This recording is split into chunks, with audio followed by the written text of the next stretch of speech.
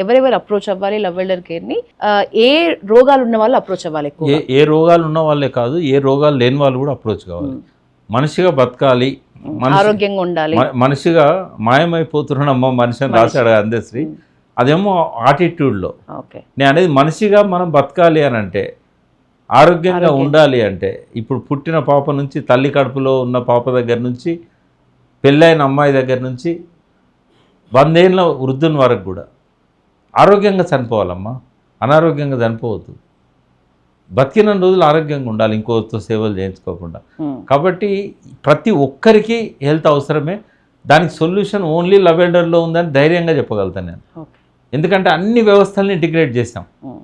మీకు దేనిలో ఏ ట్రీట్మెంట్ అద్భుతంగా ఉందో చెప్పగలుగుతాం. డిటాక్స్ చేసుకోవడానికి కూడా మనం చాలామంది మంత్రి సత్యానంద దగ్గరికి వెళ్తుంటారు, ఎన్ఆర్ఐస్ కూడా ఎంతోమంది వెళ్తుంటారు. మంచిదే అది. అది అంత దూరం వెళ్లకుండా ఇక్కడనే చేసుకోవచ్చు. అది సార్, నాకు ఆల్రెడీ నా హెల్త్ రిపోర్ట్ మొత్తం నా దగ్గర ఉంది. సజెషన్స్ కోసం మాత్రమే మీ దగ్గర రావచ్చా? హెల్త్ రిపోర్ట్ మీ దగ్గర ఉన్నట్టయితే అవి సరిపోతాయా టెస్టులు, లేకపోతే ఇంకేదన్నా అవసరం అవుతుందా అనేది కూడా చేయించాల్సిన అవసరం ఉంటుంది. ఇప్పుడు ఉదాహరణకు చాలా సమస్యలకు లివర్ కారణం కదా, మీరు అన్ని టెస్టులు చేయించుకుంటారు, బట్ ఎల్ఎఫ్టీ లేదనుకోండి, అది అవసరం అవుతుంది. తర్వాత మీ గట్ ఎట్లుందని తెలవడానికి మీతో ఇంటర్వ్యూ కావాలి కదా.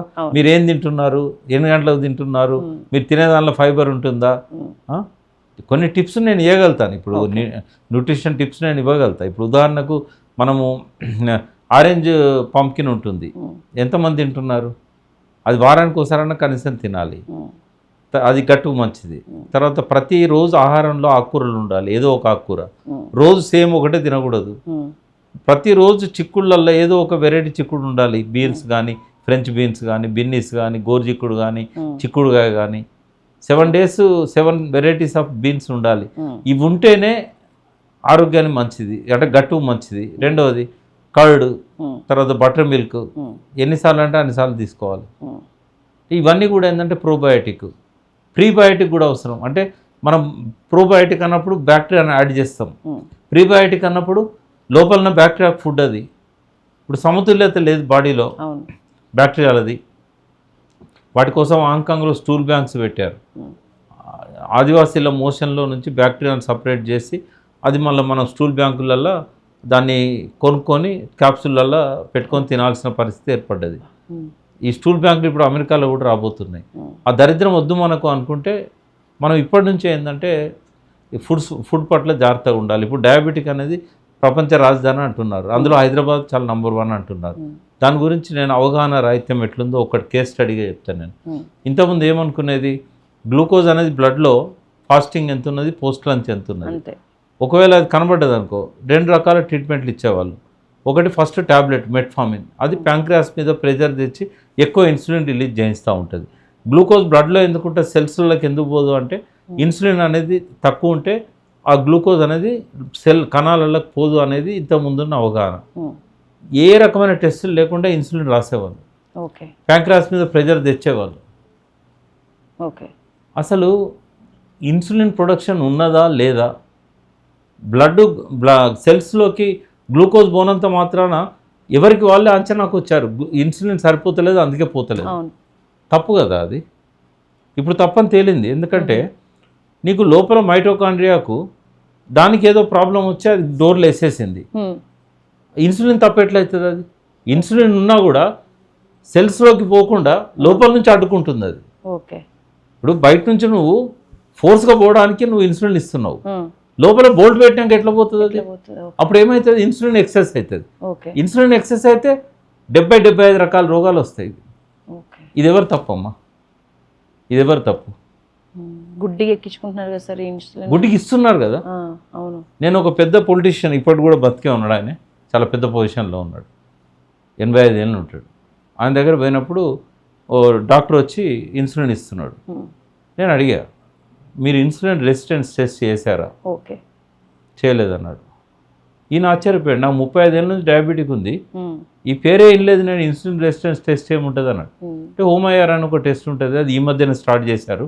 అది చేస్తే ఇన్సులిన్ ఎక్కువ ప్రాబ్లం అవుతుందా, ఇన్సులిన్ తక్కువ ప్రాబ్లం అవుతుందా, అసలు ప్రాబ్లంకున్న ఇన్సులిన్కి సంబంధం ఉందా? ఆశ్చర్యపోయాడు ఆయన. ఈయన చెప్తున్నాడు నేను చేయించలేదని చెప్తున్నాడు. నేను 18 ఏళ్ళు ఒక డాక్టర్ దగ్గరికి పోయినా, నేను ఒకటే డాక్టర్ దగ్గరికి ఓ రోజు నిలదీసిన నేను, సార్ నేను 250 mg ఉన్నప్పుడు మీ దగ్గరికి వచ్చినప్పుడు 250 mg ఇచ్చారు, మీరే డిటెక్ట్ చేశారు నాకు డయాబెటిక్ అని. ఇప్పుడు 1250 mg రాశారు, మెల్లమెల్లగా పెంచుకుంటూ పోయారు, 1250 పోయింది ఈ 10 ఏళ్లలో. ఇప్పుడు ఏంటంటే ఇన్సులిన్ రాస్తున్నారు, ఫస్ట్ 8 యూనిట్స్ అన్నారు, తర్వాత 2 సార్లు అన్నారు, తర్వాత 15 యూనిట్లు తీసుకోమన్నారు. నేను ఎక్కడ ల్యాండ్ అవుతా సార్, తర్వాత డయాలసిసే కదా మీరు చేసేది. ఆయన ఏమన్నాడంటే నీకు వచ్చినప్పుడే నాకు వచ్చింది, నాకు తెలిసింది నేను వాడుకుంటున్నా, నీకు ఇస్తున్నా, నాకు కూడా ఇన్సులిన్ అయింది. ఇప్పుడు నువ్వు వాడినప్పుడే 250 నేను వాడాను అంటే మా వైద్యశాస్త్రంలో ఉన్నది నేను చేస్తున్నా. ఇంకా ఫర్ యువర్ ఇన్ఫర్మేషన్, అతను నంబర్ 1 ఎండోక్రైనాలజిస్ట్ ఇన్ హైదరాబాద్, పెద్ద కార్పొరేట్ హాస్పిటల్ ఉండేవాడు. నేనన్నా సార్ ఇక నేను మీ దగ్గర రాను, నా లైఫ్ స్టైల్ మాడిఫికేషన్ చేసి, కోవిడ్ కంటే ముందు నేను డిటాచ్ అయ్యాను ఆయనతో. 2 years ఆయన చనిపోయాను, డయాలసిస్ పోయాడు, తర్వాత హార్ట్ అటాక్తో పోయాడు.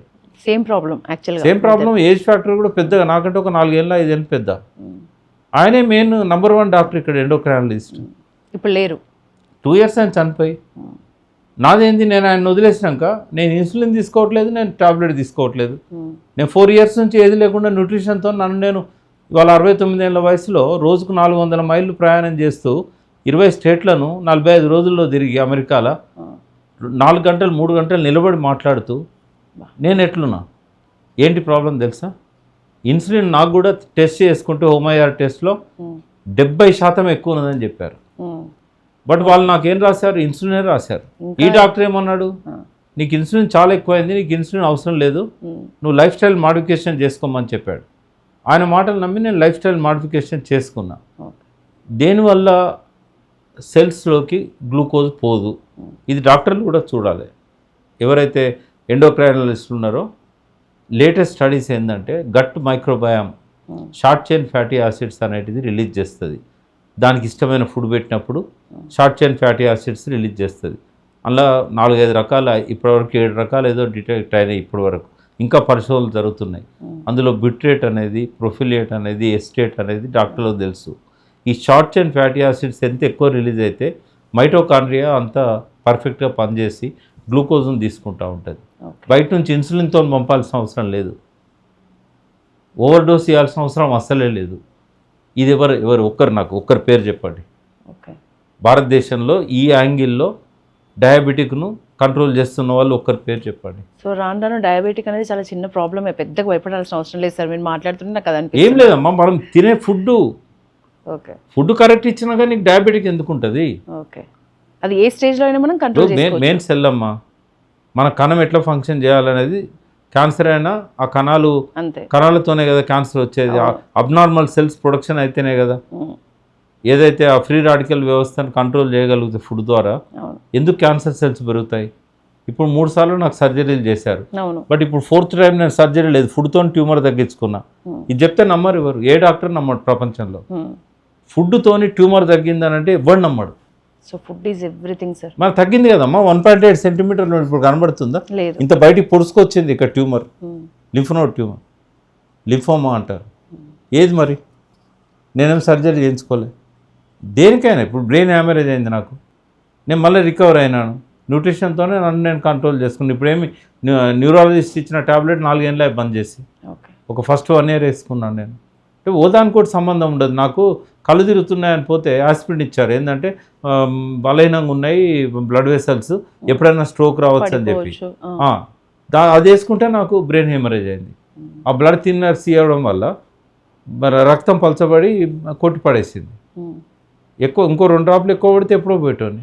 అది రాంగ్ ప్రిస్క్రిప్షన్. అది అమెరికాలో అంత పెద్ద అభివృద్ధి చెందిన దేశము, సైన్స్ అండ్ టెక్నాలజీ డెవలప్ అయిన దేశం, ప్రపంచానికంతా అలోపతి మెడిసిన్ ఇచ్చిన దేశం. అది 20 లక్షల మంది ప్రతి సంవత్సరము డాక్టర్లు ఇచ్చిన ప్రిస్క్రిప్షన్ రాంగ్ మెడికేషన్ వల్ల చనిపోతున్నారు. రిజిస్టర్డ్, ఇది నేను చెప్పేది గూగుల్లో దొరుకుతుంది మీకు. ఒక డాక్టర్ ప్రిస్క్రిప్షన్ డెత్స్ అని రాత్రి ఇప్పటివరకు ఆయన మీద ఎవరు కేసు పెట్టలే, రాసింది ప్రతిదీ సత్యం. కాబట్టి అంటే గాలికి వదిలేద్దాము మన శరీరాలను, ఆలోచిద్దాము.